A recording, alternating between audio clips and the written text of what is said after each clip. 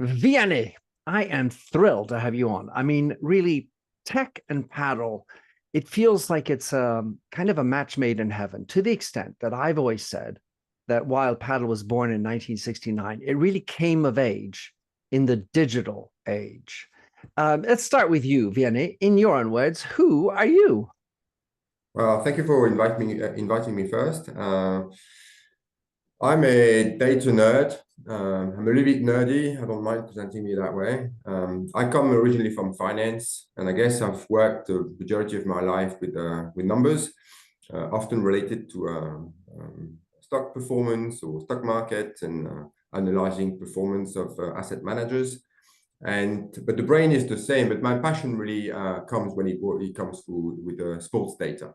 I've done a number of projects related to sport and statistics in golf, in football, and then now in paddle, which is probably the most uh, articulate and then the most in-depth project that I've done so far. That's beautiful. We will get into that, Vianney. Let's start talking about your relationship with paddle. How did you get into paddle? Why paddle? Do you play? Do you enjoy? Yeah, I'm a basic amateur a player, and I was growing frustrated on a personal level to not have any feedback other than the score of the match, which I find sometimes can be quite misleading, and also the feedback from the after the with the beer after the match of the impressions of the other players and Well, hopefully with the beer, of right? course, with the bay. And then I Yeah. was, because I'm mostly on the right side player, I find the right side player usually tend to not have, be in the shadow of the left side player, because the left Yep. side player tends to finish the points with the winner, even though sometimes those points are being prepared by his partner. So Hmm. I had sometimes the impression that we would win the game, but really my contribution was not very important. And sometimes vice versa, that we might have lost the game. And I thought I played quite well. And most of the negative points were done by my partner. So I just wanted to also improve, and I wanted to have a tool that would allow me to pinpoint the areas in the match where I was losing points, and also to be able to somehow some form of measurement of what was my real contribution as a player to the result of the match. And so I started by doing a little prototype for myself, and then yeah, it sort of became a serious project almost immediately, because as I was taking the stats of the first match ever, the director of the club, who was also a commentator for the Dutch TV in Padel, a good friend of mine called Marcel Bogart, said, what are you doing? So I explained, oh, wow, this is fantastic. I'm commentating for the TV. We don't have any stats. It would be amazing if you could somehow do the same for a professional match and send me the stats in real time or more or less. So now it became the next objective, which we achieved within a month or so. And then I was in contact with a few professional players, because it turned out that I didn't have any stats about my performance, but neither did the players. No one had statistics in paddle like Yep. that 2 years ago. And so suddenly this project, which was really just a local, little ambitious project, became something a little bit more like entrepreneurial, if you want. Well, I've certainly enjoyed digging in a little bit on your statistics. So, for those who are listening, tell us about the beginning of Paddle Intelligence and what's the business model you're trying to achieve with it? Okay, so it's a really good question. We've always had two very clear ambitions related to two types of targets, audiences. The first one, of course, is the player. And deep down in our DNA, we created Padel Intelligence to help the players improve. Mm. We will continue improve our product to the point that our goal is that players who work with us end up winning more matches than players who don't work with us. That's the Hmm. goal. Are we there? I don't know. I think the players who work with us, we help them to some extent, but we're not really there yet. I mean, I would lie if I said that the players that we work with have won because of us. I think we help them to some extent, but clearly we want to improve, and that's the goal. The other goal is related to the paddle fans. You probably know, because you're deep into the paddle industry, paddle is a strange sport if we compare to like much more mature sports like football. In football, you have billions of people watching football, of which a very small proportion actually play. In paddle, it's grown tremendously in the past few years to the point that you have tens of millions of people playing paddle, of which a tiny proportion actually watch professional paddle. So it's kind of completely reversed. So the industry somehow has to do something to bring these paddle players into becoming paddle fans. So that's also our second objective, is to participate in that movement. And from a purely business point of view, what I want to do is to convert viewers of paddle, so people watching a paddle match, into our users as well. So they watch a match and they come to our platform to actually follow the stats and to get some insights about what's happening, and some insight about the player, and like getting way more information from us to make actually the whole watching the match more exciting than it is by just watching it. So these are really two clear objectives: to help players to the point that when they work with us, they end up winning more, and for the fans to the point that they want to come to our platform as they watch a match to get insights and engagement and excitement.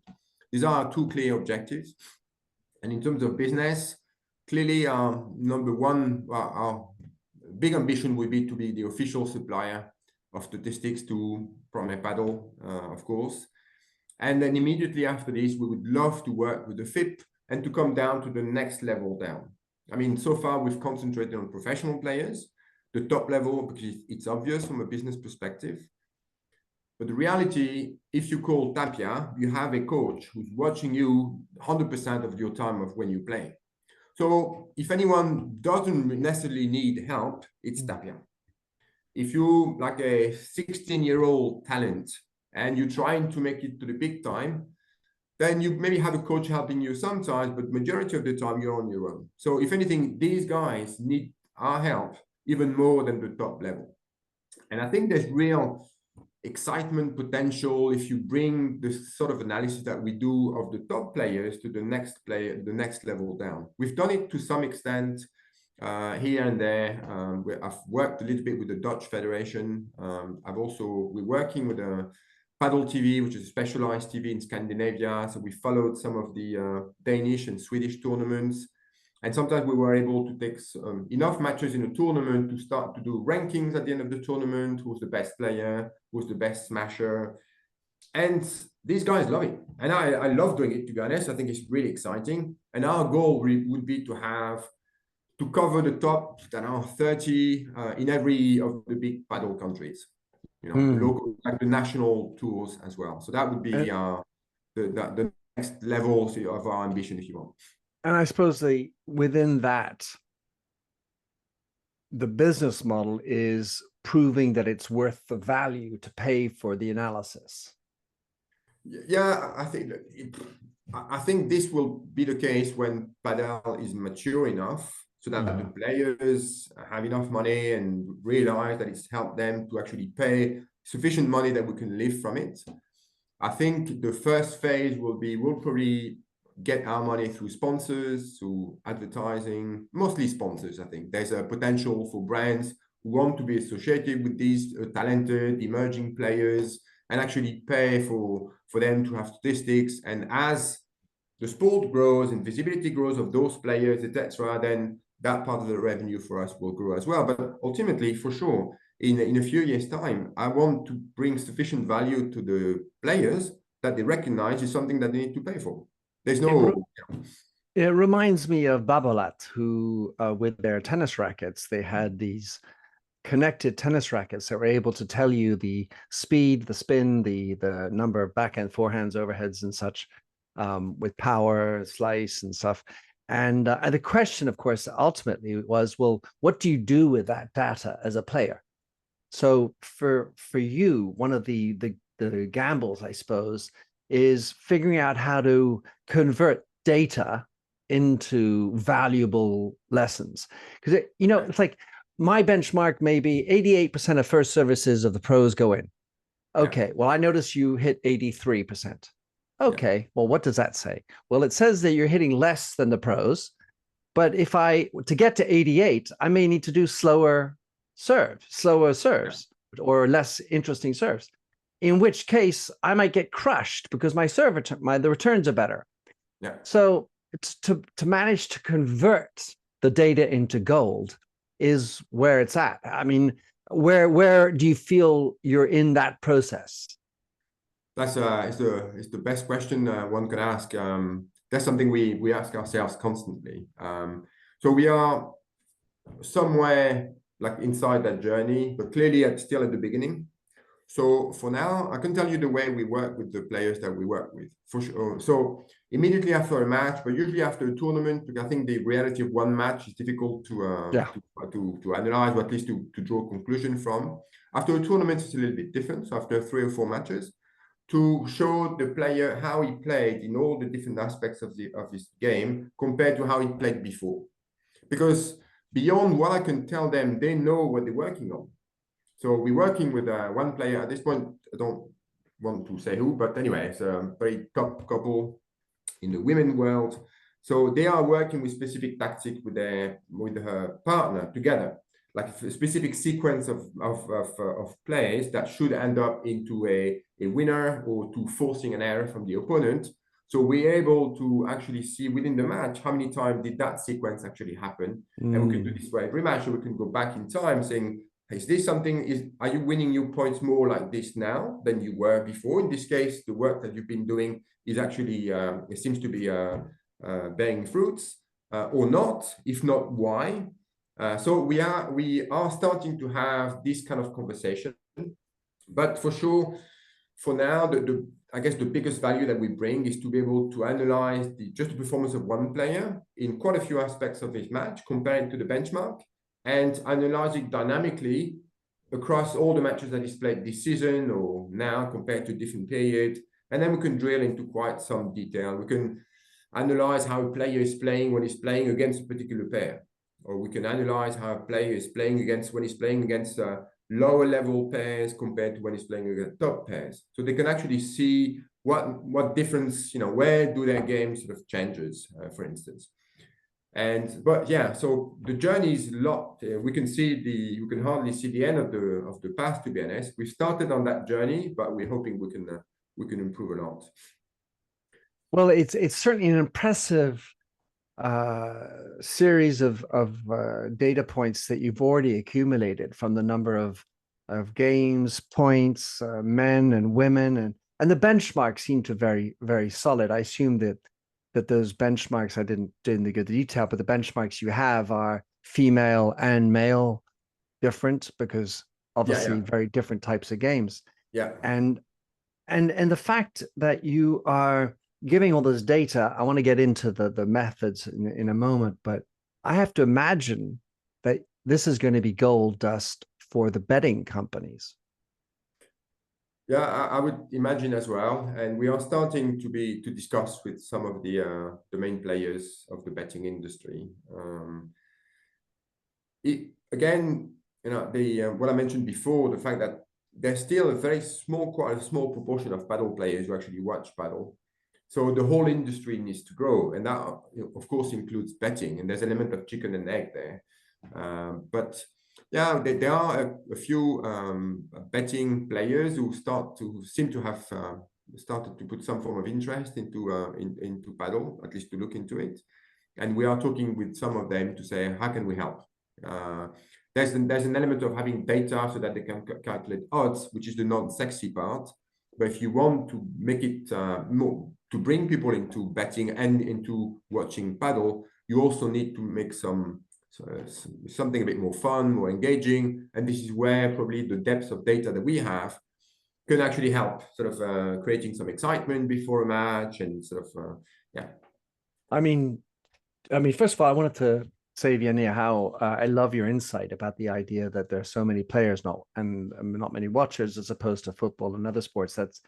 That's most interesting. And when you look at the way it's covered, I mean, the sport is entertaining by itself, but by golly gosh, if you don't speak Spanish, I don't know how it is in Dutch. Well, I haven't looked in French, but good Lord, could we get some proper commentary? The level of analysis at the end of each match is forced errors and winners. Yeah. Unforced errors and winners, and that's all. They don't do forced errors, which is something you do, and it's not nuanced. I mean, it's sort of so basic, and the type of commentaries that are made on it are like, oh well, I guess they won. Nothing more than that. So I'm very much hoping that your data, your type of data anyway, will help foster some better commentary. We need to get some better people who actually know what they're talking about when we do it.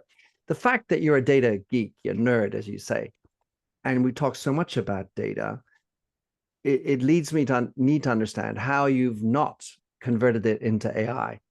When you described it to me, you have your 10, I can't remember the name of them, but they have a name of these analysts who are certified, who really understand the difference between forced and unforced error and such.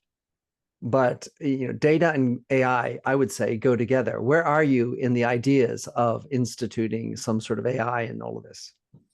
This is again a really good question. The answer is I'll answer in two parts, and I split the professional level with the amateur level. At the professional level, and in fact, if you look into many professional sports, a lot of the statistics that we see in football, in basketball, a lot of it is taken manually because the level of accuracy is still higher when it's a person doing it than when it's an AI. The AI will come and complement some of it. In some of the more advanced sports, of course, like in football, the runs, the displacement element is not something that a person can do. You can't measure the speed of Mbappe running just by looking at it. So in the most mature sports, then AI is coupled with manual tagging or manual intervention to bring the breadth of statistics that you see, again, in some of those bigger sports. And I think that will be probably the way we want to go, as in not replace what we do, or at least not for the time being, but complement it with additional data that we currently don't have using AI, or at least using video camera or radars or lasers. I'm not sure actually which technology would be the ones that I want. But for instance, for sure, I would love to have positional data. So we capture every time a player touches the ball. I would love to know where he was when he touched that ball, where his partner was, and when the two opponents were, which in terms of analysis, of tactics, and that will bring a whole new dimension. So for us, bringing AI into this is really a complementary exercise. And again, I'm talking about the professional layer. For the amateur layer, there's a lot of talk about bringing some statistics to the amateurs. And again, the project started because me as a real amateur, I was frustrated to not have any feedback. And I know, because I've talked to a lot of people would love to have their statistics after they've played a match. And clearly the manual part that we do is not scalable. We can do it to some extent, but we cannot cover millions of people. That's just not feasible. So there, for the amateur level, then technology will have to develop. Will it be AI as in video, or will it be more like what Babolat did, some form of wearable? Personally, I don't have the answer to that question. I don't know. I'm not sure AI in video is which is where I think most of the industry seems to be going to, is actually necessarily the answer, because it requires a lot of investment.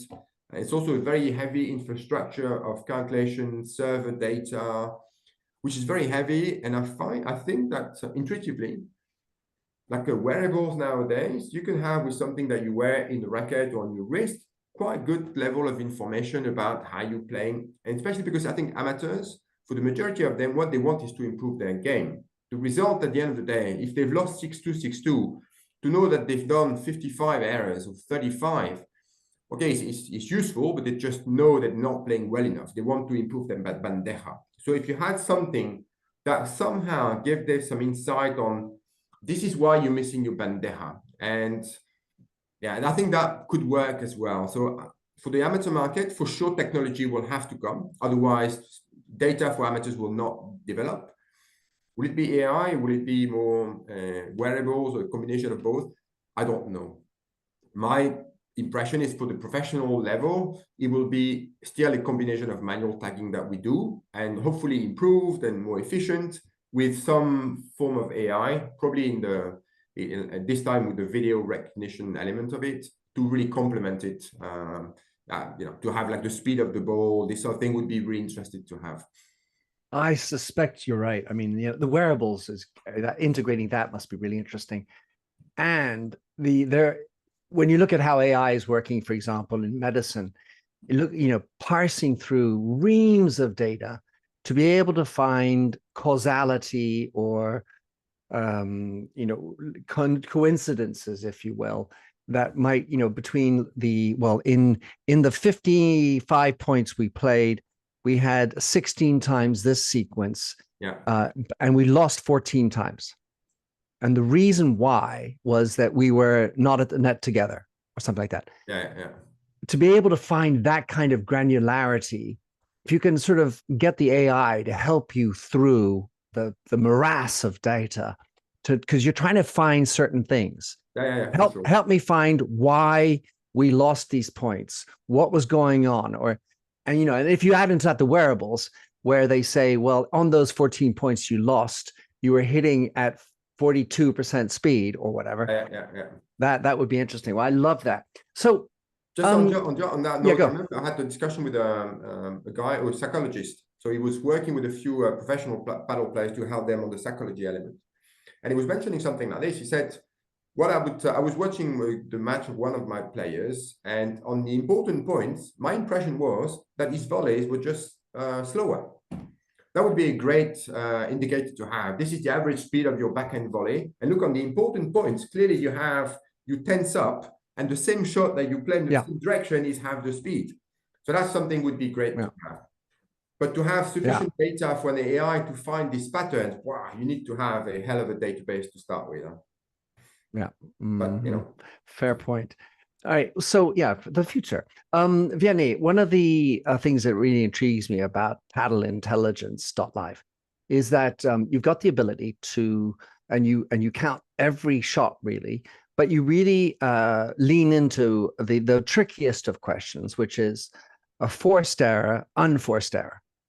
And in pretty much every amateur conversation I have, that remains completely speculative, because what might be an unforced error for me is a forced error for someone else, or vice versa, because of the levels. Tapia, he misses a behind the shot, no look shot. That's an unforced error. But I mean, he's going to get angry because that's the sort of shot he makes. The miracle, fantasia kind of shots he does. So how do you gauge forced and unforced errors? Because at the end of the day, that seems to me the nerf de la guerre in paddle. Because my cousin always says, Nelly, the whole game is about not fucking up. That's a really good question. So we have definitions for what's a winner, what's a forced error, and what's an unforced error. So if you think that's the three levels, starting with the winner, you're forcing an error, then you're just an unforced error. And they're not like completely separate entities. It's more like, if you look in mathematics, it's more like one sort of bell curve, and another one, there's a bit that overlaps into so there's an element of overlap. Is it a winner or is it a forced error? There's a bit of an overlap, even though we try to be as precise as we can. So there will always be an element of subjectivity, and I think it's okay. We did one survey once, and we surveyed about 10 top professional coaches with whom we work. So we send them a few videos, and we ask, okay, was this, I can't remember which question it was this a winner or a forced error or unforced error and forced error? And by and large, we got 75% of one way and 25% of the other. So even top level coaches, they don't necessarily agree. So there will always be an element of subjectivity. We can't move away from this. We try to have reasonably clear definition. So for us, an unforced error, if we start with the easier. A winner, if you win the point and the opponent doesn't touch the ball before the ball bounces the second time, that's an automatic winner. If the opponent touches the ball, but in a way that For him to bring the ball back would really have required like a miracle, like an extraordinary shot. It's still a winner. It's not really an error. You know, he could Or make at least for that person, right? Because what is extraordinary for some? Yeah, of course. But still, like if we look at the professional level, I don't know. Sometimes one time in 100, Tapia will sort of even him will get it back, so he's still a winner.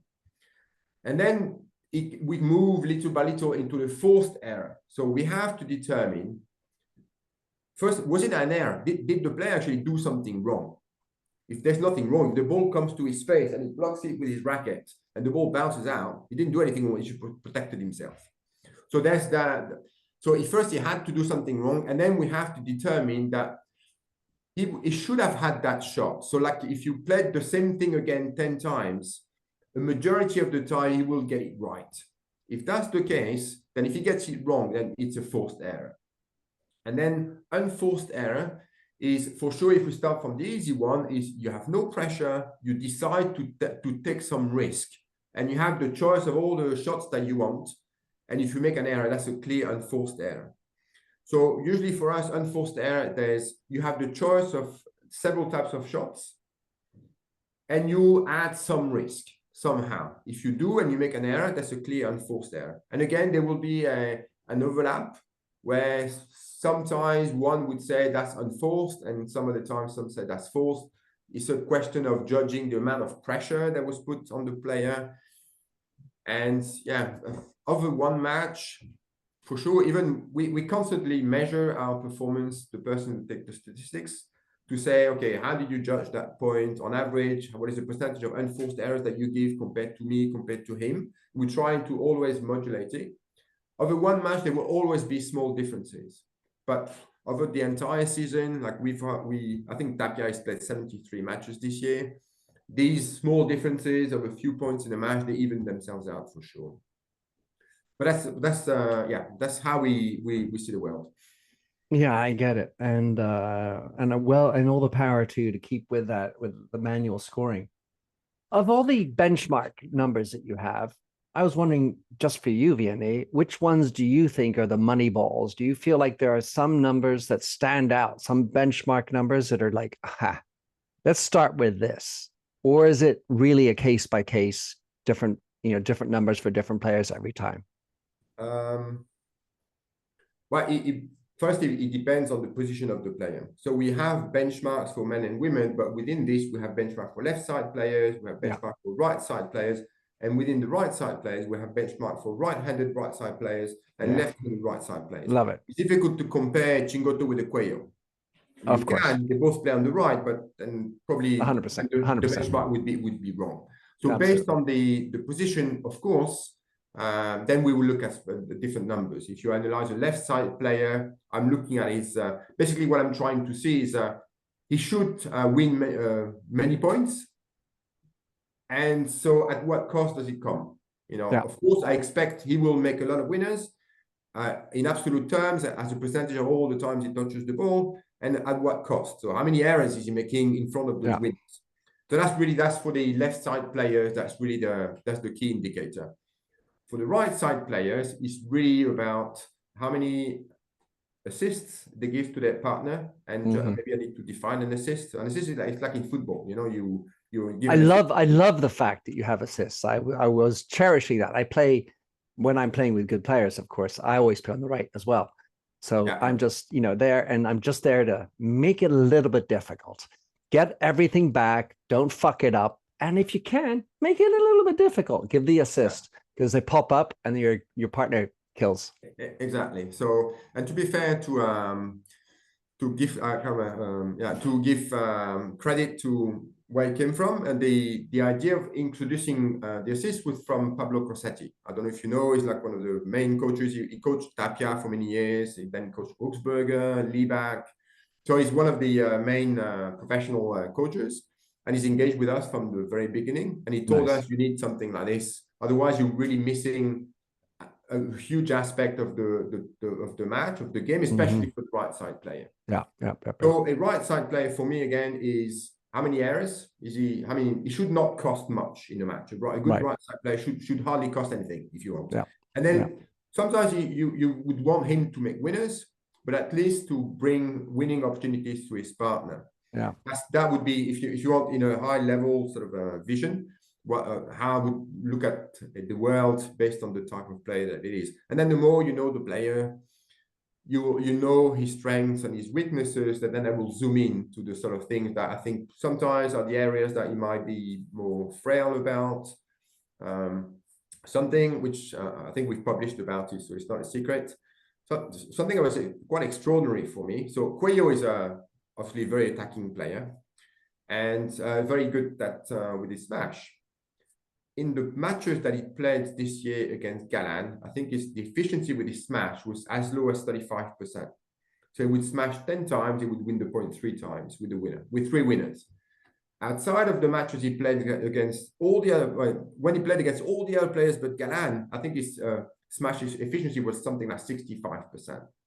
So there was a huge difference in Cuello's smash efficiency between the matches he played against Galan and the matches he played against anyone else.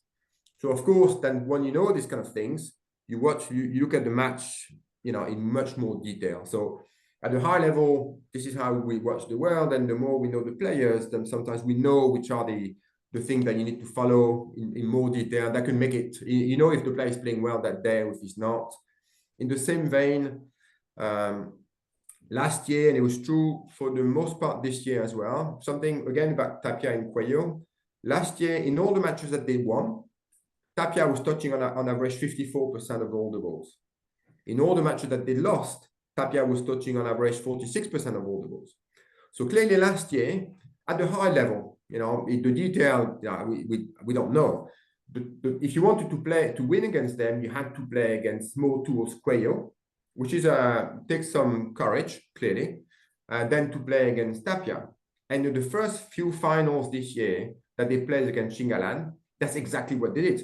In fact, they were playing like 60 or 65% to Cuello rather than Tapia. Yeah. And clearly that worked at the beginning. Now you think the trend has changed slightly. They're still playing more towards Cuello, but probably Tapia and Cuello and their coach have worked out, the way to respond to it. So this is interesting also to follow from a statistics point of view. And the more you are into it, then you will look into different types of indicators during the match, because this is where excitement is. So my first reaction is to think, well, that's counterintuitive that it would be a Galan issue, because Galan playing on the left, you would imagine isn't really on the receiving end as many smashes. It'd be more Chingotto. And the second comment I'm thinking is, in my just non-data specific analysis, it seemed that Galan was on the downtrend on the other side. Yeah. So that whereas we used to be, let's focus on the little guy, Chingo, but every freaking ball comes back. In some games, he doesn't even make any errors. And it seemed that Galan's confidence has been going down recently. I think maybe the last final was good, but it was the first time he got back in sensations, it seemed. Up until then, he looked like he was a vulnerable piece of the pie.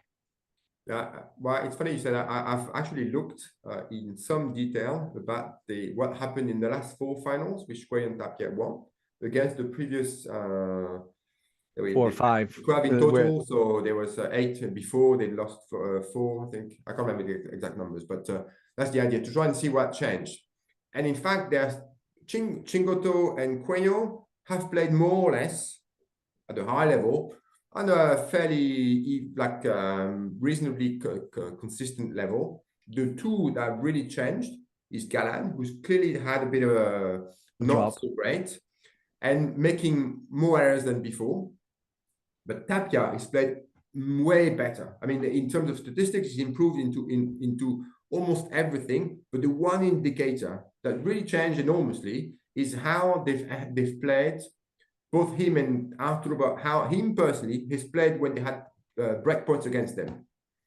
So they've played, I think, I don't have the exact numbers still. I think they somehow sort of conceded something like 40 or 45% of all the breakpoints against them in the previous, in first 7 finals, and only like 20% in the last 4. And Tapia personally has made so many winners and very few unforced errors in those points in the last 4 finals than he did before. So the key in the last few matches were how both, especially Tapia, played the important points in those matches.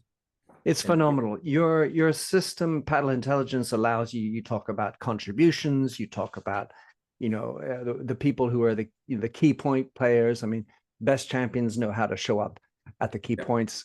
Great stuff. Vianney, it really is something I could probably wax on and go into the nerdy details with you for a long time. And I look forward to sharing a beer and talking more. Great stuff. I'm really, really thrilled to have gotten to know you. I love having some data points, certainly as a journalist, and hopefully for Padel in general, it will help. Vianney, tell everybody who is interested to go and check out what you're up to, your data sets, Padel Intelligence and everything, and maybe give us a scoop on what's coming up in the future. So we will launch our own website. So now we have a platform, but it wasn't really designed to be public. So some people have managed to somehow get access to it, and it's fine with us. But it's not something we're pushing a lot. The only thing that we externally focus is with our Instagram account, where we post a little bit. Nice. But we are launching sort of our own website within a month or so. So that's a scoop. I don't know if you play golf, but my benchmark is golf. So if you go into the big tours like PGA Tour or DP World Tour in golf, you have a stats part, you play on you have the list of all the players, you click on the player, and you can see the detail of the stats. So we will have this. So we'll have all the players, you can click on them, you have the detail of their stats, you can do head-to-head analysis, compare the stats of one player with the other at the player level, at the pair level. Then you have like a summary of all the matches, statistics for each of the players. So that's something that we're launching in a month or so. That's a big scoop for us. I love it. And so the Instagram account is called? Padel Intelligence, just all attached. Yeah, and padelintelligence.live for the current site, and more on that. I have this imagination going wild about fantasy paddle, where you can start picking your teams and let's go for. Well, anyway, looking forward to staying in touch, following up whatever you're doing. Thank you so much for coming on the show. It's been a great pleasure to have you on, Vianney. Right. I love what you're up to. I always like to talk about what we do. Yeah, share our passion. Thank you so much. Vamos.